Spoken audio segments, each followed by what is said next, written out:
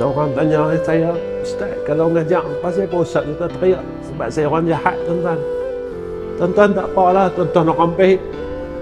Saya sebab saya orang jahat. Kadang-kadang saya tanya diri saya sendiri, maukah Allah ampunkan dosa aku?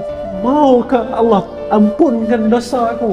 Kesilapan aku, kejahatan aku. Saya pernah tanya tuan-tuan diri saya. Tapi saya pujuk diri saya, tuan-tuan.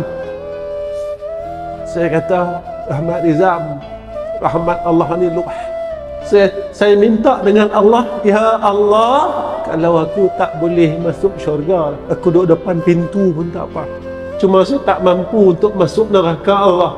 Walaupun aku tak boleh nak dapat nikmat syurga, saya dapat tengok ahli syurga pun jadilah, tuan-tuan.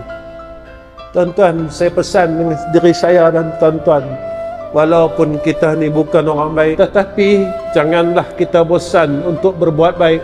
Sebab Allah Subhanahu wa ta'ala sentiasa melihat hamba-Nya. Kita jatuh dan bangun dengan kejahatan, kita jatuh buat jahat, jangan terus jatuh, khususnya anak-anak muda. Kami telah melalui zaman muda seperti mana kalian. Kami rasa ingin berpatah balik untuk mendapat rahmat daripada Allah Subhanahu wa ta'ala, tetapi perkara itu tidak mungkin berlaku pada hidup kami kerana umur kami berada pada umur kematian. Kami yang berumur ini berharap agar Allah terima seluruh amal ibadat kami, walaupun sisa-sisa amalan yang kita mampu buat.